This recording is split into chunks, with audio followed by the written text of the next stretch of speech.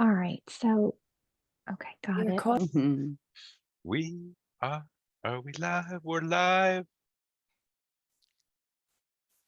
We're live streaming. We are live. Are we? It's not showing Yes. up on mine yet. Do you see it? Well, we're good. Mine says live. Yep, Yours we're says 20 live? seconds ahead of Mine is- YouTube, so Mine is lagging. So we're all good. click your YouTube there to go live. Did you do that yet? No.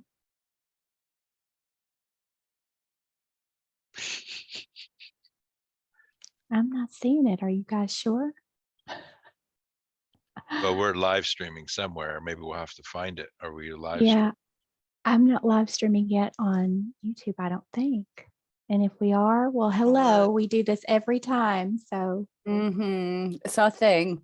It's like a signature thing. It's all good. I guess we'll just if we're live on YouTube, let's just do the introductions and stuff, and then we'll try to find it if it's still going somewhere else. Heather's not popped up as live on my notifications, which she should. Okay, there we go. I got the go live button. Ready? Yep, we're live. Okay. All right. I think we're live. Just a refresh of this. Just there. Oh my goodness. Yep. Every time. We're good. All right. Perfect. I feel like this just stresses me out every time. Hey guys, we're just a few minutes late. That's because I was fumbling around with all of the links.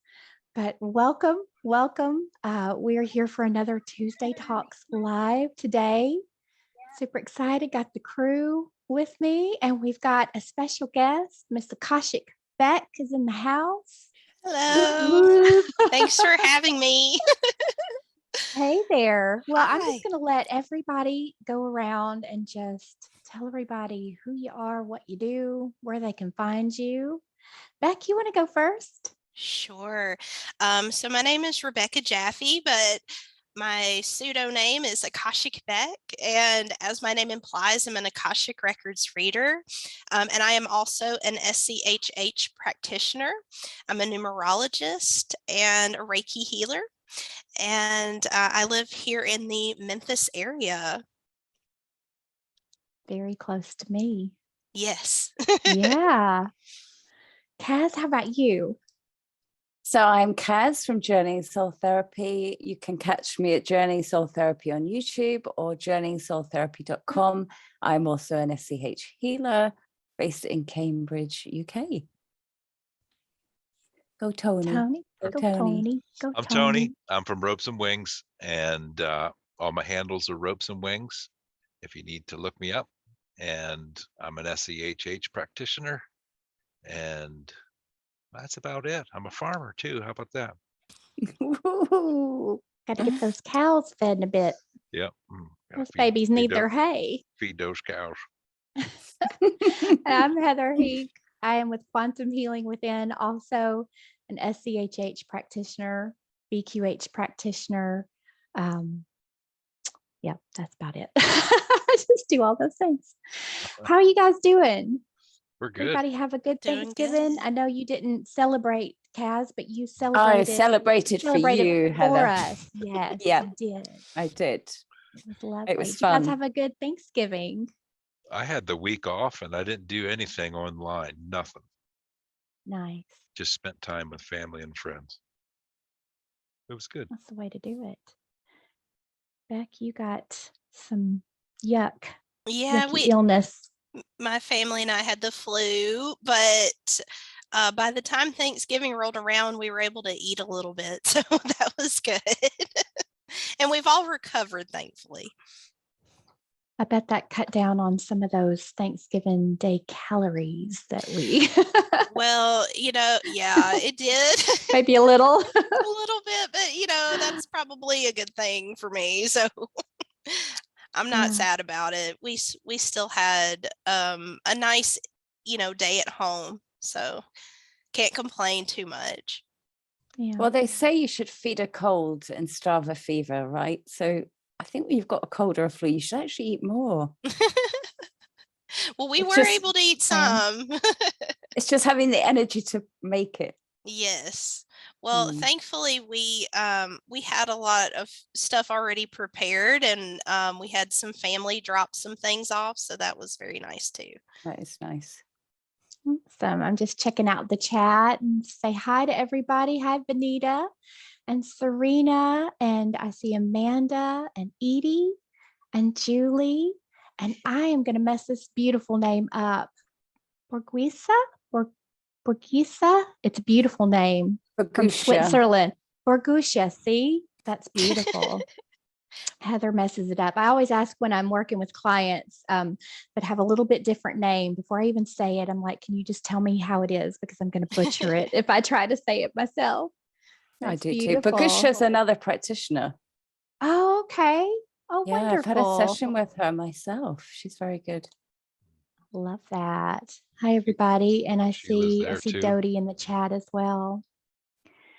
All right. Well, so today we've got a few topics to discuss. I know one of the topics that we wanted to dig into was a little bit more on energetic health, the importance of learning about your energy and how to protect it, how to heal yourself. I know Beck, you and I talked a little bit about some things that have been coming in through your sessions that you've been seeing along those lines. So I'm going to turn it over to you and let you start by sharing some of the things that you're seeing in your sessions. Sure. Okay. So first off, I do collective messages in the Akashic Records for people, and or for everybody in general. And one of the things that came through, it was either last month or the month before, was talking about energetic health and the importance of it, and how that's something that we as individuals need to start adding to our daily practice. You know, we're taught how to care for our physical health, our mental health, but very rarely are we consulted or know how to take care of our energetic health. And before anything ever happens to our our physical bodies, it first starts in the spiritual realm, in the energetic realm, and it kind of trickles down, and it inevitably affects us on a physical or a mental level. Because that's what's closest to us, right?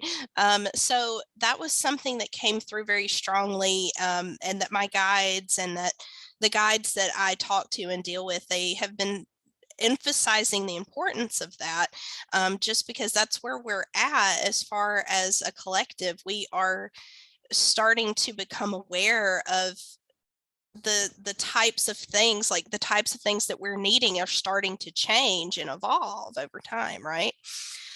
So just like we say, you know, oh, you need to clear your energy field, you know, by getting out in nature, you know, being in water, you know, is also very helpful, you know, especially if you're a highly sensitive person or an empath. That's definitely something that can help clear your energy field, and things of that nature. But there are, from what I gather, a multitude of ways to be able to do this, but it all in essence starts with grounding. And, you know, and as you know, like in being SCHH practitioners, our energy is always susceptible to attachments and attack, right? And one of the ways that we can defend ourselves before we go out into the world, or before we, as practitioners, start working with people, is to make sure that our energetic body is sealed. That is, and our energetic body is like the 3 feet in front of us and all around us at all times. So making sure that that's sealed, and that's like our first line of defense, right? Mm-hmm. So that's something that's been coming through a lot. And so I've been making sure in my sessions that I incorporate energetic and auric healing and sealing, just every time, like clockwork, because I feel like it's something that needs to be done on a regular basis, if not a daily basis. And I'm also, it's been really neat to just like see how things have evolved as far as my Akashic readings go, because I'm able to see, so I'm like clairvoyant and claircognizant. And so I'm able to see things within my third eye, and I'm able to see these like scenes painted out whenever I'm doing readings. And I'm now able to see people's auric fields when I'm in the records. I'm not able to see them with my physical eyeballs yet. Like I'm like manifesting that for myself. Come on. So I'm able to see the field. I'm able to see the auric field. And it's been really, really helpful in my readings, because I'm able to see, okay, this is what's going on. This is what people need as far as their energetic health is concerned. And also it shows you like how it translates into those physical and mental ailments that they're dealing with. Beautiful. Let's address the question there is, how can we ground in the wintertime? Because grounding is so important when it's cold outside, how we can ground in the wintertime. And there's grounding mats, there's grounding sheets. Sitting against a tree, you can ground in the wintertime. I'm running around in moccasins all the time when it's cold, but that's grounding as well. Yeah, putting our hands on trees is also extremely beneficial for grounding. Just being in nature, deep breaths in nature. You don't have to have your shoes off in the ground. Yeah. You don't have to lay in the snow, make snow angels. And I would say, I've said this, I know a million times, but it just works like a charm for me, is taking a bath or getting into water or putting your feet into water. There's something very clearing and cleansing about the water. Throw some salt in there, some essential oils, throw some crystals in there, and you're changing the frequency of your water, which helps to shift the frequency of what you're feeling. I can get in feeling like a chaotic, crazy mess, and I can get out like I feel like a new person. And it almost makes me laugh, because when I'm feeling that chaotic energy, I'll start hearing, just go take a bath, just go take a bath. And I get in, I dump my salt in, whatever else I want to put in there. And when I get out, it's like the energy has cleared and I feel so much better. So that's what I like in the winter, because I also get really cold. So that's twofold. It warms you up too. Right. And if I don't have time to soak in the tub, if I'm just going to take a shower, I just get a container of sea salt, and I just dump it in my hand and I scrub away and just literally scrubbing away all of the energies that don't need to be there. Yeah. And you can just visualize that being all washed off in the shower, can't you, as well? Exactly. Diamond Amanda shards. said she adds clay and volcanic ash to her salt baths. Oh, wow. I've been hearing a lot about bentonite clay. Yes. Have you guys used, I don't know if I'm saying that correctly, but yes. It pulls like the toxins out of your body. I have some that has apple cider vinegar. It's like powdered, and you just add water to it, and then you mix it up into the clay, and it works really well. I've really enjoyed it. I mean, and you can put it on your face, or you can just like add some to your bath water. That's why you look so young, Beck. Oh gosh. I don't know about all that, but thank you. Somebody wants to know. It does work. Sorry, somebody wants to know, Heather, what oils you put in your bath. Oh goodness, whatever I can find. I love lavender. I've got a lot of oil blends. There's a company that I was using some of the more expensive names for a while, the well-known names. And then I found this one company that a friend of mine who is she's a super researcher. So I trust when she finds a brand that she likes. But it's the brand called Revive. And they have really inexpensive oils and oil blends.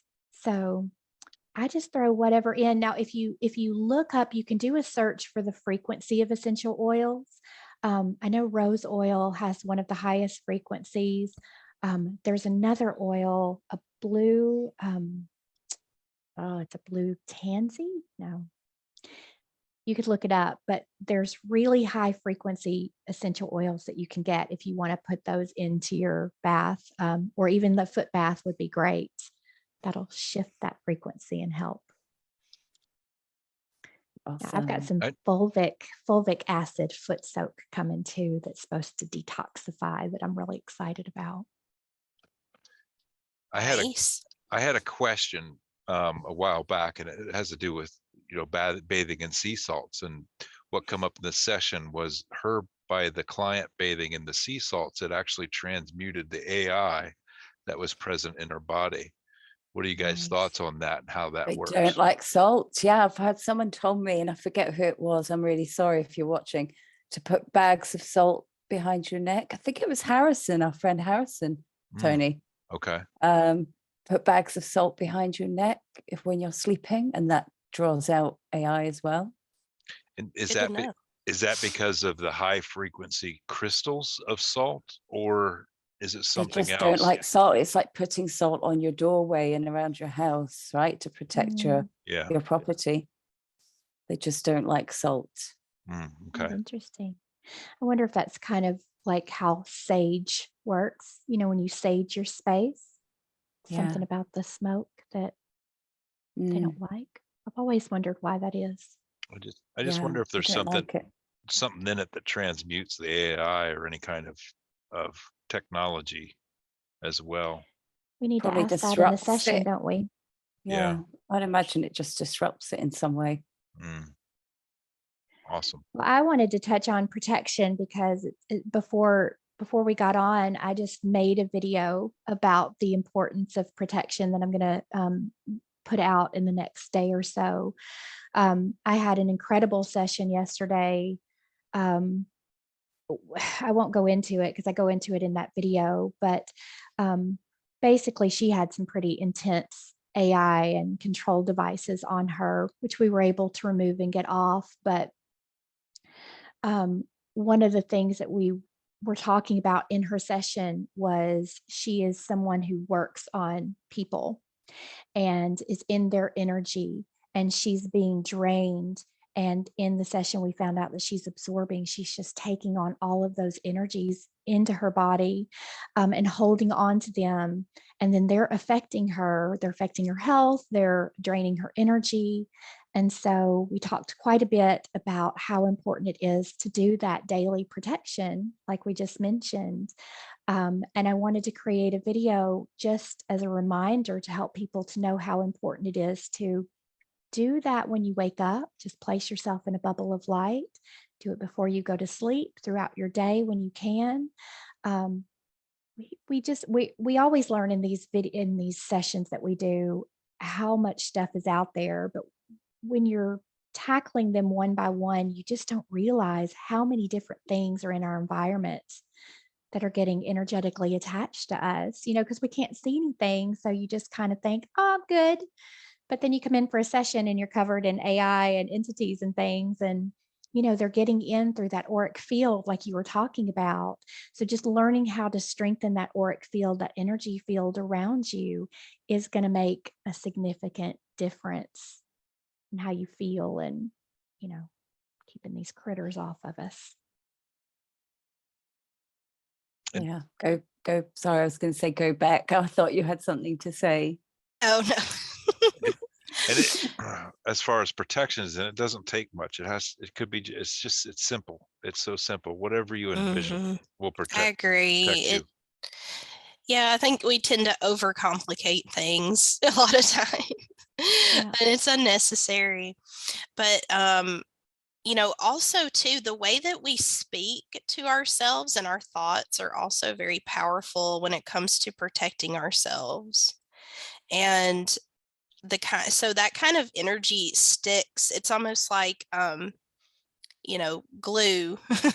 you know that saying, I'm rubbery or glue. Like, I know it's like super corny, but if it does like stick to our auric fields, like the language, the words that we use, the intention of our words can stick to our auric field. So it's also important to make sure that you're speaking protection, you're speaking positivity over yourself, and allowing that to strengthen your auric field. I just And- want to add too, sorry, Heather, Oh, that, go ahead. what I love about our sessions is that I feel like we're empowering people. When you're doing the healing part at the beginning, it's not like you're paying someone to do energy work on you and you don't learn anything at the end. I always say to my clients at the end, look, take the techniques that you've heard today and use them on yourself. Yeah. Start imagining that energy in your body. Just sit with yourself, imagine that energy and start moving it out the body.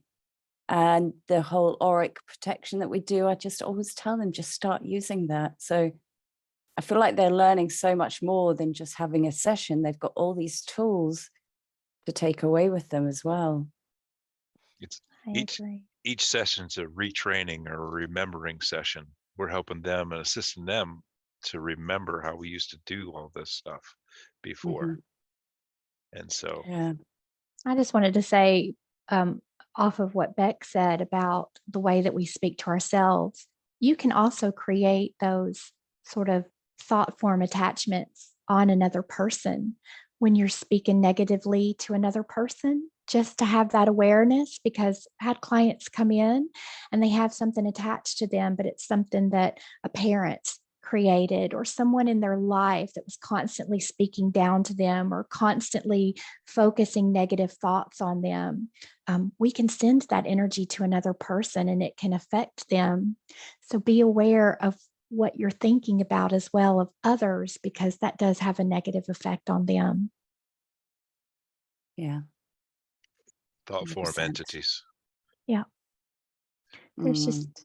just a never ending list of things. It's never But I know. ending. I just sometimes think, sorry, Tony, we're being attacked from all sides constantly. Mhm. Yeah. Well, as far as the words and stuff like that, we are such powerful creator beings that anything we speak it into existence. And that's on our sessions, we're starting to find thought form entities, that it actually, we have breathed that into existence. Thought form entity, that's a spark, a source in everything, and has a consciousness just because of the things that we've said about other people. So It's so I think I spoke to you back last time we had our chat. Like I'm constantly, if I think something negative, just trying to catch it and turn it to something positive. It takes practice though to do that. It does. I mean, especially, when we're young children and we are growing up around people who are negative, just that's just like their go-to, and they're not committed to changing them or bettering themselves in that way. And it's like you said, it's because they're disempowered, and they don't know how to change and they don't know that change is possible. I feel like that's part of the empowerment process, is realizing that change is possible. And like Tony said, we have this powerful co-creating ability within us that just is just like crying to get out. So giving ourselves that grace and the opportunity to have all of these realizations and work on it step by step until it becomes second nature to us. Yeah. Absolutely. Practice. There's a question in the chat. Is it possible to ground using root, sacral, and solar plexus singing bowls? I would say so, yes, I think especially so, root. absolutely. Absolutely, yeah. Yeah, I think if you're doing anything like that, working with singing bowls or tuning forks, you can just simply see your energy coming down through the body and just visualize it going down into the earth. So even if you're inside, just visualize that energy just connecting in with the center of the earth. And that also creates that grounding. You can see that coming out of the root or even growing roots out of your feet and having those roots spread out. Simply setting that intention and having that visualization is good enough to ground. Mm-hmm. and you can even feel that next time you're on a slippery road or a snowy road or something like that. Visualize that grounding into the earth like a cord attached to you, and you can feel that you all of a sudden get so much traction I wish I'd known that when my car skidded down a hill when I was like 17 in the Quick. snow. Quick, throw the grounding hook Quick. And it quickly. kept. Stick your roots in. Did you crash? No, it just kind of came to a stop, but I was spinning for a good 5 minutes down the hill. My goodness. I didn't know. Took your heart out of your chest, didn't it? I panicked, and then there was a point I thought, well, there's nothing I can do, so let's just go with it. You're like, wee. To enjoy the ride. That reminds me of a session that I had with a gal who got in an accident over an icy bridge, and she hit the wall, and then it came back around and slammed in again. And the higher self said on that second time that she actually died.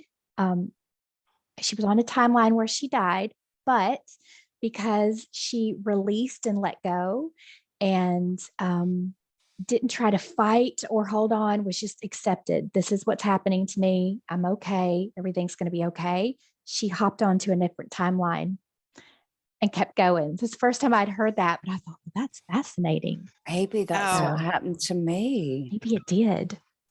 You just don't know it. Thanks, Pansia. He'll drive. Doesn't matter who was driving. It was slippery. It's funny. Rosebud asked what tuning fork was most helpful for heart opening, and I'd have to say the 639 hertz, which is the heart chakra frequency. Mm. Hey, look at that. Yep, 639 hertz. Absolutely. And Serena's asking, Tony, did you mention before that Archangel Zadkiel and Metatron assist in clearing AI and entities? Yeah. And all the archangels do everything, but Zadkiel and Metatron are the one. I think, Metatron is pictured with a cube that he can transmute AIs, but it's whatever you would like to use, or whoever you'd like to use, your guides, anybody can do it. So it doesn't really matter which one it is. Listen, while we've got Beck here, can I completely change the subject? Absolutely, Yes. Jane. Because I spoke to Beck a few months ago. It feels like years, but it was only a few months. And you were talking about number 22 being the builder number, if my memory serves me. Can we talk about the number 23 and what we're going into next year? What does the number 23 represent? Ooh, how Yeah, about that? sure. Yeah, so 22 is a master number, and it represents the master builder. And that is an energy of creation and ideas, and bringing about practical and tangible items that the whole world can use. So that's the energy that we've been in this year. And actually this year has a 6 universal year. So we're talking about numerology now. So Sorry, everyone. That's okay. That's okay. I had it on my list. Yeah. So, well, we may as well talk about it, I guess, right?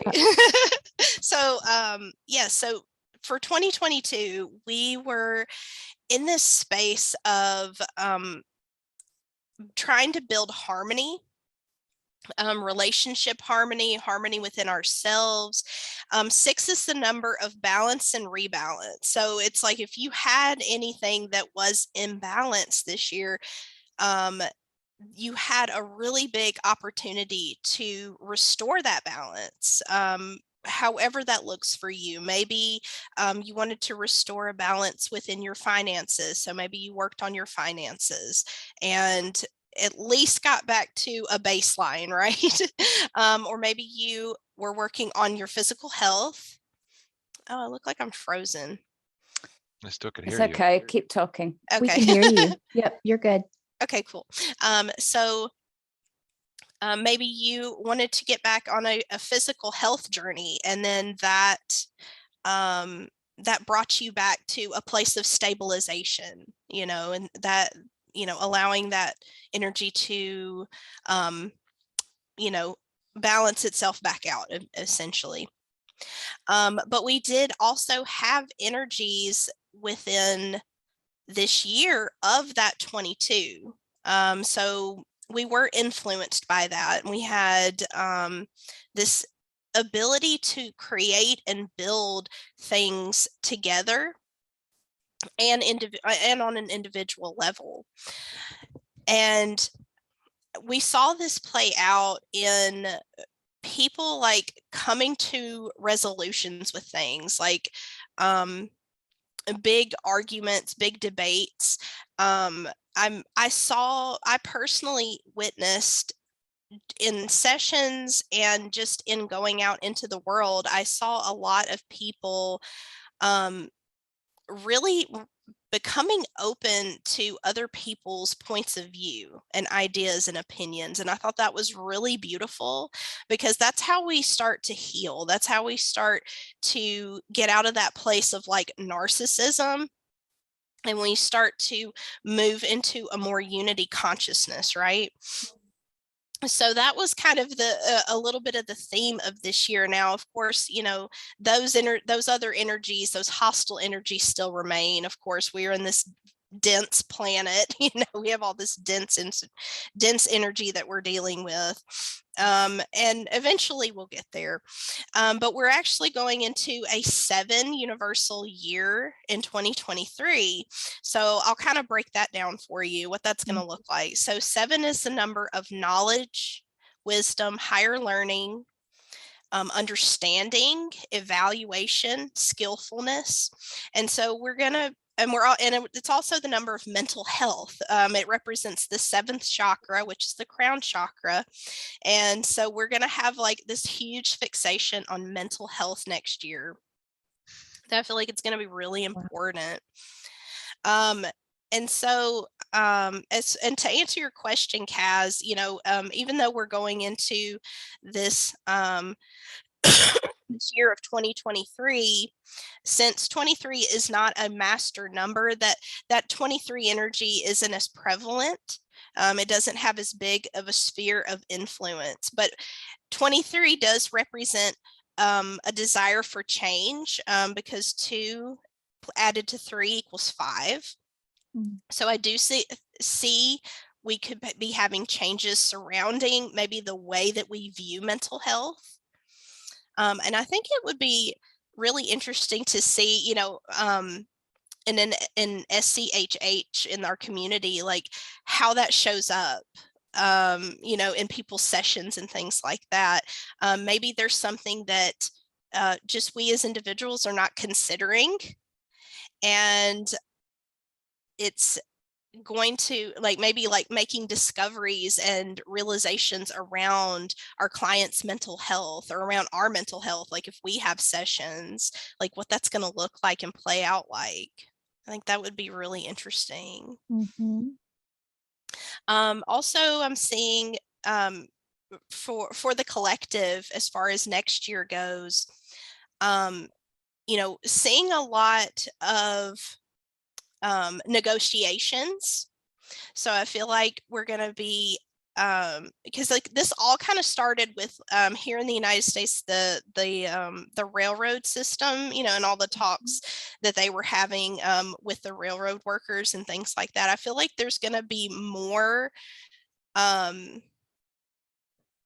just negotiation talks, resolutions, because, you know, we as like the not 1%, you know, the non-billionaires of the world, you know, we are going to start like demanding more, demanding better, you know, from these systems that govern us, from these systems that essentially own us and what we're trying to do, and understanding that, you know, you can't trample all over the people that you depend on. So I'm seeing a lot of conflict resolution. You know, as long as we maintain this, like holding on to this higher vision, this higher frequency energy. I'm also seeing themes around education. So I feel like, you know, and I feel like this has been a conversation that's been had, you know, especially around this the SCHH and the spiritual community is around, like our education system evolving. I feel like there's been a lot of talks about that already. Just the way, because we've had essentially, at least here in the United States, we've had the same layout, the same rules and the same types of information that's been around since the early 1900s. I think it's time to step into the 21st century and start. It is ridiculous. Yeah, it is. So I'm just seeing a lot of maybe even opportunities around education and what that looks like and what that means going forward. I'm also seeing a lot of like grassroots efforts. So maybe that will be implemented into education as well, like teaching people how to be more self-sustainable, because that theme has come up a lot over the last few years. So just valuing, like what we value as educational standards, and what we value as far as like what we're learning. I think it's important as we go forward with all these things that we're in that calming energy now, aren't we? We've kind of been through the anger and all the different emotions, and then we've been building, and now we're ready to kind of calmly negotiate our ideas, or I feel like people are ready to kind of make peace. That's just my feeling. Yeah, I agree. And 6 is definitely 6 is actually a very highly emotional number. So it didn't surprise me that there was a lot of strong emotions working its way through the collective. And plus, I mean, look at everything that we've been through the past couple of years. Like, who wouldn't be emotional? Yeah. So do you feel like next year feels more balanced, or does it feel like a lot of things are going to have to kind of come up so that we can have the people stand up for their rights, and does it feel like things are going to crumble a little bit more so that people can start to stand up for what they want, or what do you see? For sure. So I had received the message that 2023 and 2024 are what's going to be called preparation years. And so, yeah, I do see like things starting to dismantle a little, not all at once, but just over time. Things are going to start breaking down in order for it to essentially have its tower moment, so that we can start to rebuild something even better in its wake. But it's like I said, like these old systems, these dying systems, these Age of Pisces systems, they have had their time to shine. They've had their day to rule. And those things are going to start slowly dissipating and fading away, so that the Age of Aquarius can step in and do what it needs to do. And, the Aquarius is all about information, right? Yeah. I feel like this coming year is going to be an insight into that. There can be too much of a good thing, like there can be too much information. We're like, in the way that our society is now, like we're inundated with things, right? So I feel like just it's really going to be important to use your discernment, especially going forward about, and that's why it's so important for us just as individuals to work on our intuition and listening to ourselves and like blocking out all of the noise around us, so that we can get a clear picture of what is best for us going forward. Well said. Thank you. So I had a question in my Telegram group. Dodie was wanting to know if she wanted to learn numerology as a beginner, what would be a good book or resource or place to start? Sure. So I can actually share. I'm gonna bring up her website just so I don't tell her wrong. But this lady helped me whenever I was first learning. She had years ago, she had a course that you could take. Hang on just one second. Let's see. Tony, are you seeing what I'm seeing? I think we've lost both Kaz and Beck. Nope. Beck, I can hear Beck because she's still You frozen. can hear Beck? Yeah. I think Kaz, you okay? She's Did we lose offline. her? We'll just keep going. She's offline. She'll come back. I can't tell if she's frozen or not on mine. Okay. Beck, you're still there, aren't you? Keep going, Beck. Yes, I'm still here. I just Here wanted she to make comes. sure Here I she got. comes. Here it is. Okay. So this lady's name is Christine De Leroy Christine De Leroy. with Creative Numerology. And she was so helpful in my numerology journey. I mostly read books like at the beginning, because I started getting into numerology when I was like 18, and we had the internet, but it wasn't my go-to at the time. So like it is now, where you can just Google everything. Yeah. But Christine De Leroy was very helpful in my numerology journey. She's been a numerologist for many, many years and was very helpful in the way that she broke things down. So I highly recommend her and her website and her books that she has out. Very good. I had one you're more. Back with us? Yeah, sorry. Actually, one of my boys came. Oh, that's okay. I feel like we're having some technical issues. I said I'm going to go to a meeting, and I don't, just don't disturb me. Oh, is Akashic back gone? No, I just paused my video. I thought maybe it would help. Because I had one more question for you. I was like, no, don't go. So I had a question, Beck, from last time we spoke, and we talked about Gaia making all these changes currently, and she was going through the quickening. Mm-hmm. And I just wondered, what was your take on where she is now with that kind of birthing? That birthing process. Yeah. I definitely feel like she's still actively in that process. And I think it's slow and steady, but I feel like I said, over the next 2 years, with these preparation years that we have, we're going to see things ramp up, especially towards the end of 2024. So this isn't a normal 9 months kind of no, absolutely human birth. It is not.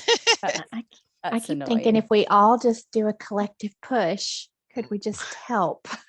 We just do it as a team. We're all midwives here. Get it out. Push it out. Yeah. Get it going. I've had that come through in sessions a lot. And once I started hearing it come through about, rebirthing or giving birth, it comes through in different ways. I started hearing it in so many different places. So it's interesting to see, what is that baby going to look like? Exactly is it going to? Well, I had a session recently I posted, and I asked what it would look like, and she said she couldn't really be sure because there was lots of different timelines. Yeah. And we were all creating that new timeline, so we can't say for certain what it's going to look like because it's still being created. Yeah. No ugly babies. And I think, don't you think that's why, because we get so many different, when we're doing these sessions, we get so many different answers and information coming through. And I always feel like, when we're connecting with different guides or different beings, they're looking at the outcome from their perspective based on the timeline that we're currently on, maybe the trajectory. But I think we can all switch whatever we're focused on, whatever we're feeling, whatever thoughts and emotions that we're having. That energy can go a different direction Maybe that's why we get so many different perspectives, and sometimes they don't happen in the way that they come out in a session, but that's the perspective of the guides that are looking at it in that moment. What do you guys think? I think that collective timeline is always shifting and moving, like day to day, hour to hour, maybe. Yeah. What do you think, Beck? I agree. Absolutely. She agrees. She agrees. I wish we could see you back there. I know. I'm trying to come back. Switch your video back on, see if it actually comes up. It won't let me. It just says I can't. Being difficult. Yes. Just says no. Oh, that's okay. We can hear your lovely voice. Oh, So Alice says she's free. Sorry. Alice says she's free in her heart. I love that, Alice. It's beautiful. So is there anything else numerologically? How do you say that word? Numerologically? Numerologically. Thank you. That was a big word for me today.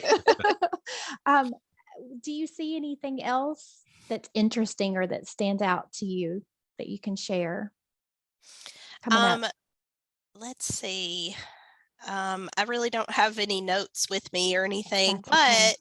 but I guess one thing that I thought was interesting is how so I do a mid-month vibe check with my dear friend Ashley, and she talks about the astrology and I talk about the numerology, and it's so interesting. Like we were touching on it the other day, actually, because we have business meetings where we like plan all of our vibe checks and everything.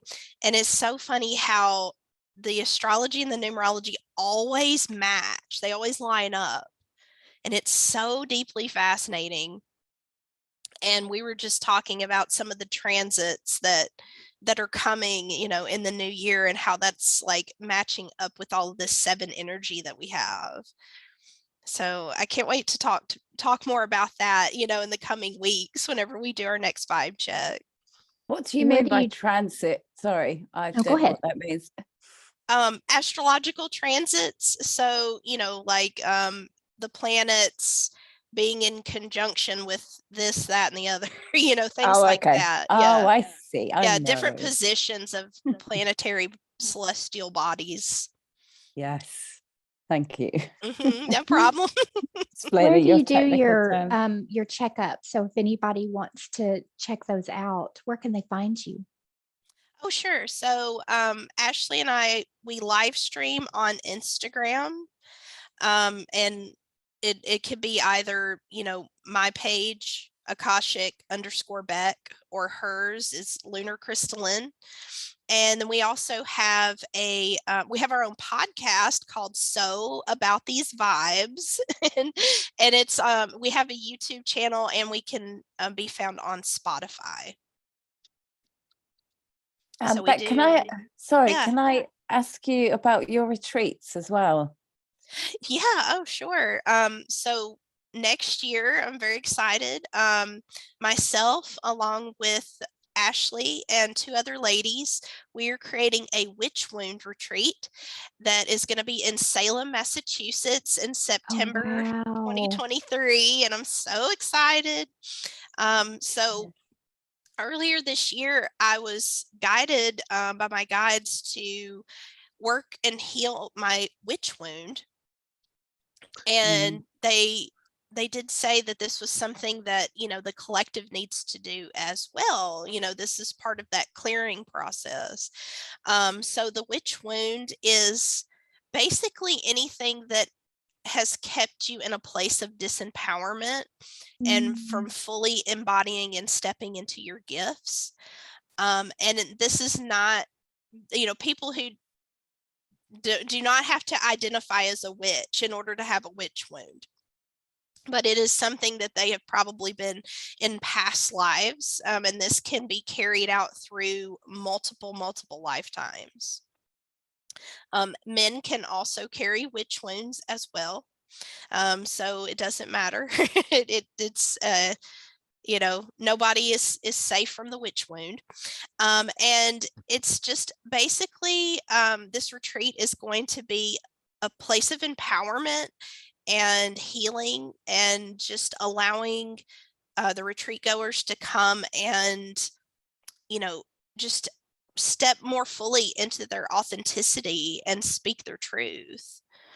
So, but it's also going to be a lot of fun. It's not going to be all shadow work and no play, you know.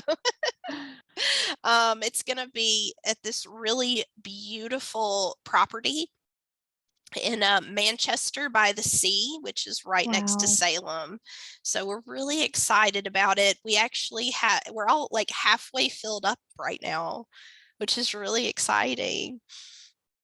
What was the name of the That's beach? lovely. There was a beach that had a really cool name. What was it? Oh, it's called Singing Beach. So Oh, that was it. Singing Beach. evidently, when you walk onto the beach at Singing Beach, it sings. Like it makes this like really interesting noise or something. And I'm like really excited about walking out there and seeing what's up. Okay, I need to manifest this to happen for me to be Please there. do. Please do. That would be amazing. Okay. I'll borrow Tony's TP and just sleep on the Singing Beach. Okay.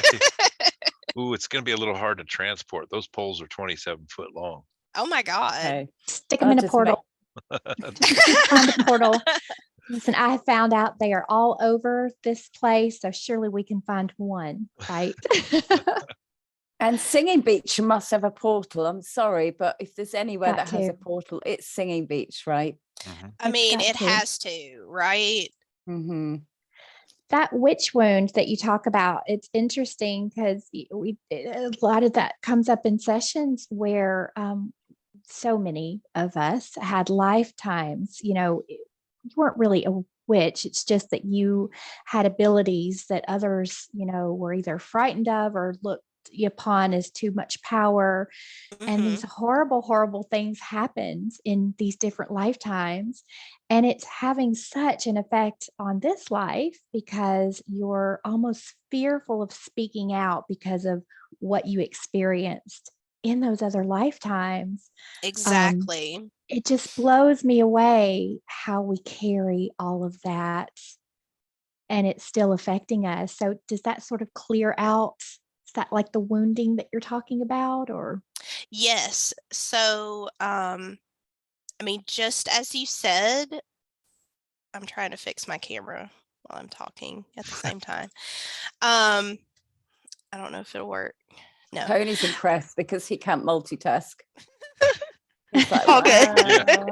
But yes, yes. So anything that, you know, especially women, you know, women were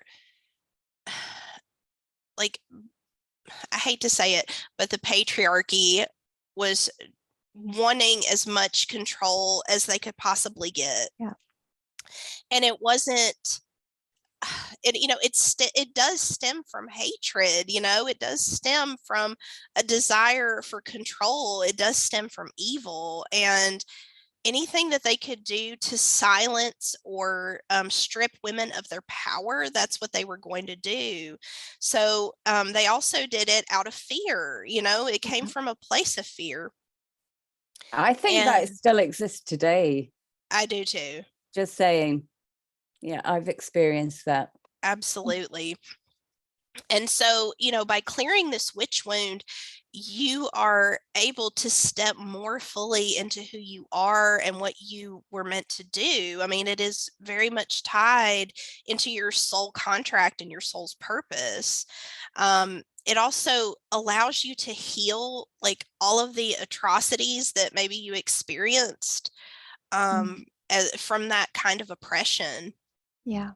But yeah, women were seen as a threat because, you know, because a lot of times, you know, many of the women that were considered witches, you know, they were healers. They were, Yes. you know, they were psychics. They were, I mean, they truly wanted to help people, and they had these beautiful gifts. And instead of embracing those gifts, they were seen as something evil and something to be feared. And so they were taken away from them. And so we're healing the witch wound when we're doing these sessions, and we're seeing the past lives that as witches we were killed. Is this correct? Is that what you're saying? Yes. Right. So I've been hung, drowned, pushed off a cliff. And so every time we see that, we're healing that wound. Exactly. Yes. And I do feel like these SCHH sessions are instrumental in part of that too. You know, anything that you can do to, you know, heal an aspect of yourself, any aspect of yourself is, you know, great in my book, you know. Absolutely. Yeah. So let's see, we're coming up on about 1, but I wanted to ask before we get off of here, just a little bit about the Akashic Records. So I've done a reading with Beck. I know Kaz has done a reading with Beck, and they were amazing. Blows me away at the information, you know, that comes through. I find it so much more fun sometimes when somebody else brings it through. I just get to sit there and listen. Like, that's so cool. But tell us a little bit about your Akashic Records readings and what you do and how that works for anyone who's never experienced one. Sure. So first, I absolutely love working within the records. It is such a beautiful, loving, high vibrational place. So basically in the records, which is like, it's like the opposite of an SCHH, you know, I'm the one that's kind of in a trance-like vulnerable state, you know, and my client is able to just, you know, just observe, and they're able to ask questions. So when I go into the records, I'm able to see, hear, feel, smell, experience things. It all plays out in a scene in front of me. I'm able to connect with people's guides, and they're able to share and answer questions. They're able to look at their past lives and share any information about, you know, maybe things that are relevant that are happening in this current incarnation and how things are tied into their past lives. They're able to find out connections to people. I mean, truly, the questions are endless. You can ask pretty much anything except about other people's records when you're in a reading with me. And then there's also healing that can happen during a session. So you can have your guides can give you Reiki. They can cut cords and attachments for you that are tied to past lives.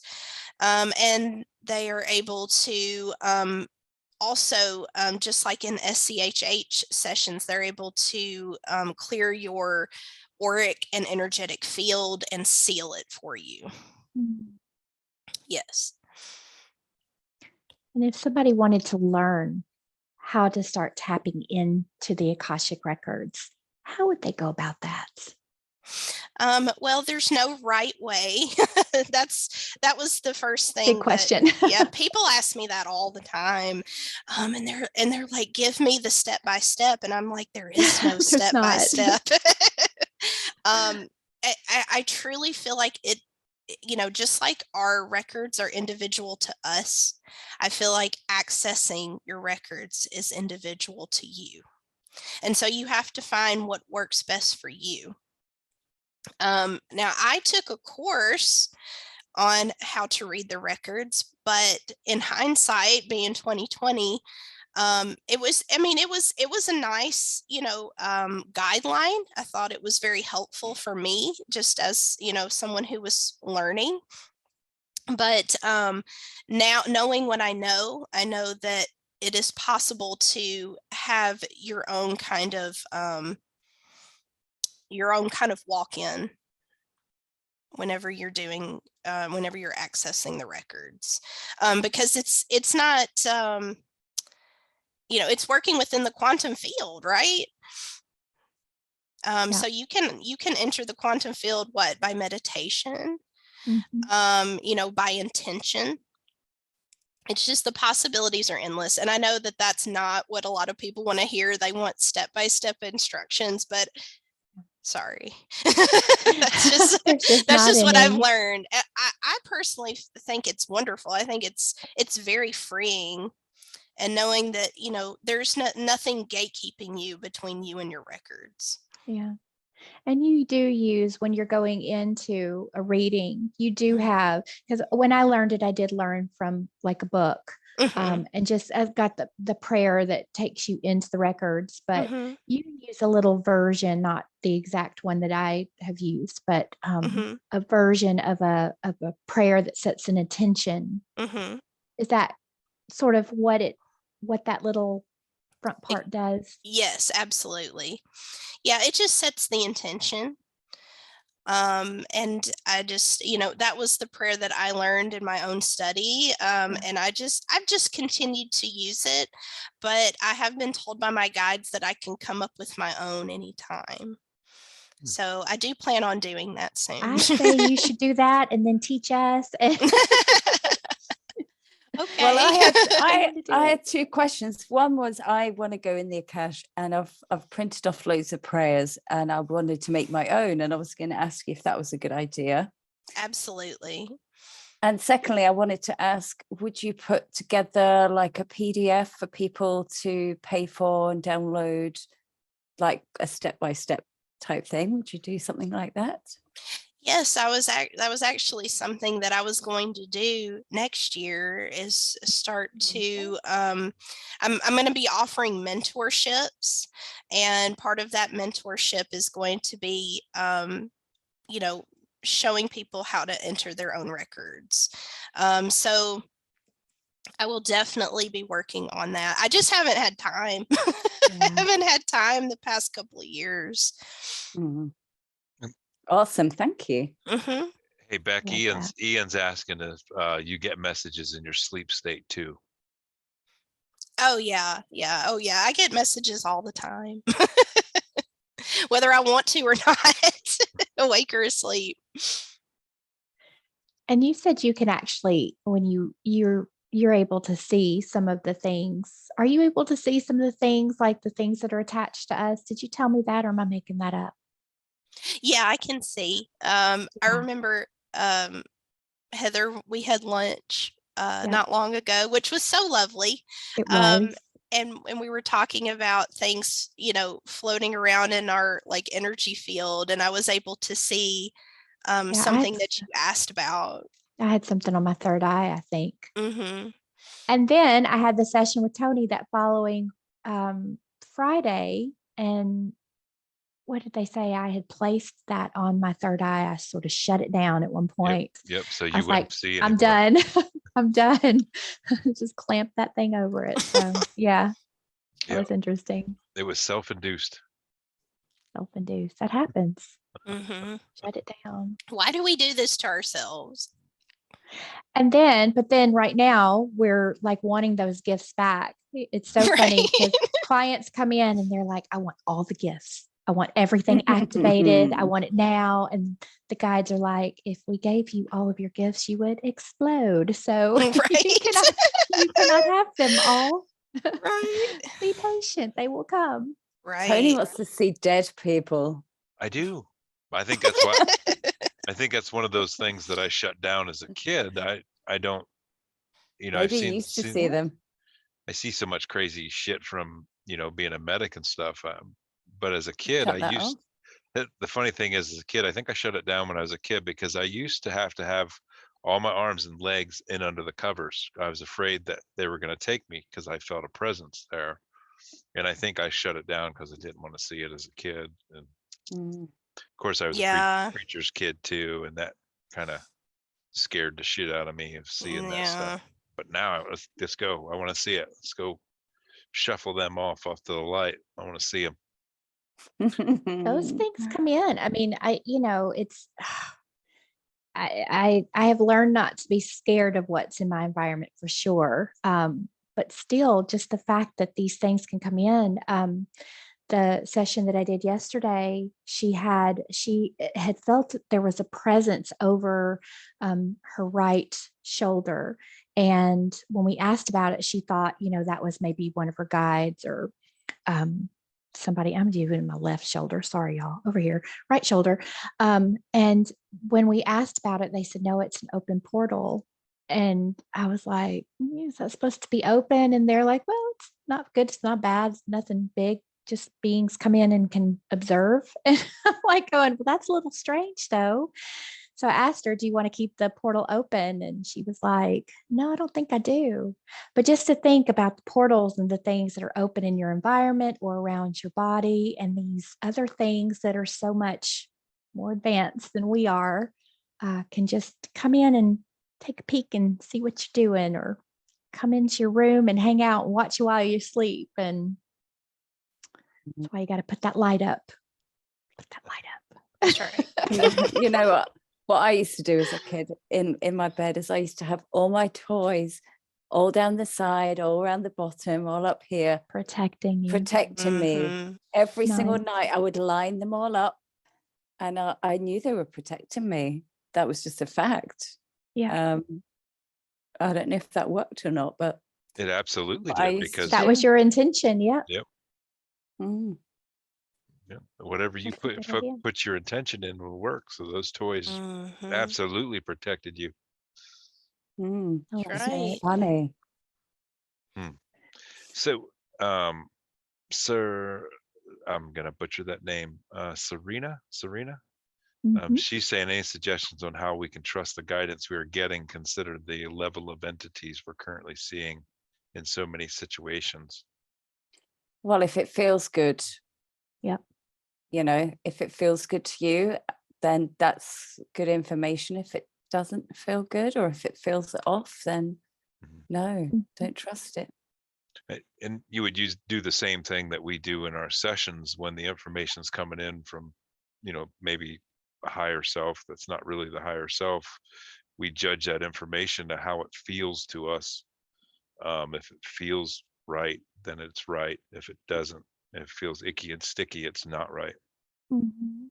And a session I had with Bagusha, sorry, going back to her, Yeah. she told me, the session I give to her, always ask if it's I forgot now. Do you work with the light, or oh no, Yes. it's gone, sorry. Yeah, you can ask. They can't You lie. have to I have them identify themselves. Yeah. Those weren't the correct words, but yeah. Yeah, they can't lie, I think. What do you think? They have to disclose. What do you think, Beck, to just you using your intuition to tell good and bad information you're receiving? Oh yeah. So that's something that a lot. That's another question that I get asked a lot, is how do you know that you're talking, like when I'm talking to people's guides, how do I know I'm talking to their guides and I'm not talking to some evil entity? And fortunately for me, I've been able to cultivate and know and discern, first of all, I'm in the records and nothing evil is going to come out of there. So I'm lucky in that regard. I don't have to, that takes a lot of guesswork out of things. But whenever you're doing, work like SCHH and things like that, it's like you said, there's like this gut feeling, like listening to your gut and working on practicing listening to your gut, because eventually I feel like those energies are going to show themselves for what they really are. I mean, that's been my personal experience. And I agree. There's a couple in the chat who are talking about, we can be tricked. You can have an entity that's not of the highest vibration that can sound like, they're bringing you the information. Right. Anytime that I don't try to connect too often except with my higher self. Like I don't try to channel. Nothing is wrong for those who do, because there are a lot of people who are meant to do that work. It's about setting the intentions and the protections of what you intend to connect with. And if it's not feeling good, you can feel it into your heart space, like it feels off because you're connecting with a different energy. But I do believe that takes time. to develop. It's not something that you can just figure out. And even, with the sessions that we've done, I'm still working on it. I still feel like sometimes I'm not catching things and I should be, but that's all part of teaching me how to strengthen my discernment. And if we didn't come into contact with those lower entities, we wouldn't learn how to become stronger in that. So sometimes you just have to experience it, and it's okay, but it helps you to learn how to make that stronger. But I do agree, how do we know? I ask that question all the time. I mean, How but do I we know truly in know? sessions, we know if you're speaking to Yeah. someone's higher self and the answers are just off, aren't they? Right. You can Mhm. You feel know that. straight away. Whereas if Yeah. they're good and loving, Yeah. there's definitely Yeah, a I was difference thinking more there. along the lines if you're trying to do your own, channeling and connecting in. Yeah. Yeah. And they keep testing us. They keep throwing out tests every time, every session, especially like with the false light that I keep getting thrown at me all the time. It just doesn't feel right. It doesn't look right.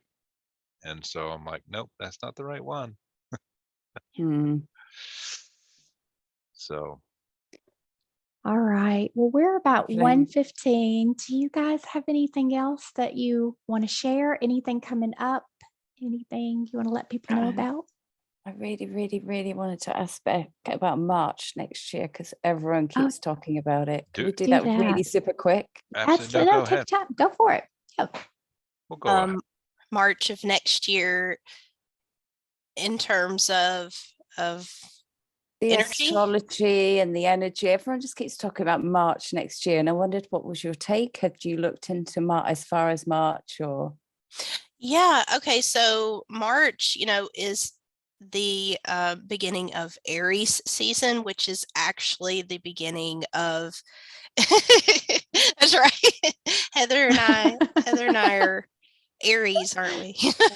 But Aries season is the astrological or energetic beginning of the new year, right? So let's see, it's going to be a one universal month. So it does feel ripe for beginnings. I feel like there's going to be some kind of major shift energetically as far as like stepping more fully into 2023. I feel like January and February are going to be like wrapping things up out of 2022. But so I am seeing like things are going to I'm hearing things are going to kick off. Let's see. I'm seeing stairs. I'm like channeling in real time. But I'm seeing stairs. I feel like we're going to go upstairs. I feel like the last few months, especially, we feel like we've been going backwards, like, 3 steps forward, 10 steps back. But I feel like we're going to be gaining momentum starting in March of next year. That's what I'm saying and hearing. Awesome. Yeah, that's nice. That's a nice change of pace, isn't it? I'm glad you said steps up and not steps down. Maybe like we're going up a level. Yeah, I think next level. Level up. I hear that every year though. Is March always like a big month? Because it's I my feel birthday. like Of course it's a big month. It feels like there's always a lot of things that are predicted around March. You hear certain points of the year every year. March always seems to be one of those. Mm-hmm.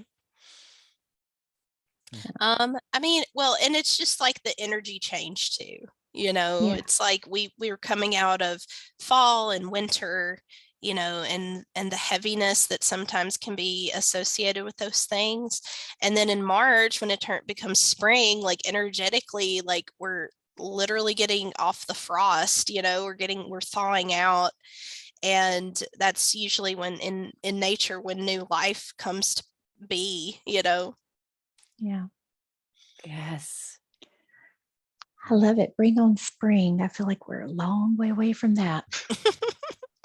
Not as far as you think. And time's going to be speeding up too. I know I think we've all talked about this at some point about how it feels like time is speeding up. I feel like that is also, especially with the transits that are coming, that time is going to be feeling like it's speeding up even more at the beginning of the year. I've had sessions about this time quickening thing too. Closer and closer we get to some kind of event, whatever it is, you're going to feel time's getting faster and faster and faster. And I can feel it. Certainly this year, I felt it. Well, I demand an upgrade so I can speed along just as fast as time is speeding up, because it's going a little too fast right now. For sure. I need to go I'll faster. I'll have one of those upgrades too if you're Let's dish them out. passing them out. Thanks. Yeah. Perfect. Oh, thank you so much, Beck. Yes, thank you. Sorry, my video went away, but that's okay. We got to hear you, so that was most important. Yeah, thank you so much for sharing all of that information. And always. I'm looking forward to going up to the next level for sure. Yes, ma'am. Let's level up, next level. Yes, well, thank you all for having me. I really enjoyed it. We appreciate that so much. Thank you. Anybody else have anything before we wrap up? No, I think March was a good place to end it. That's something to look forward to. Well, yeah. Absolutely. Well, I just want to say thank you to all who were in the chat. I'll have to go back and read it a little bit. I didn't catch everything, but thank you to everybody who came live. Thank you to everybody who will be watching later. Thank you to Beck for joining us. Be sure to check her out. She's got lots of great services and she can read some mean Akashic records. So check her out, and everybody have a wonderful week. We'll see you in the next Tuesday Talks. We'll have our contact information in the description, so you can click and get a hold of us too. So everything is below. And give the video a like. Absolutely. Please. Like and subscribe. And make sure you subscribe. All right. Thank you, everybody. Have a wonderful day. Bye. Merry Christmas.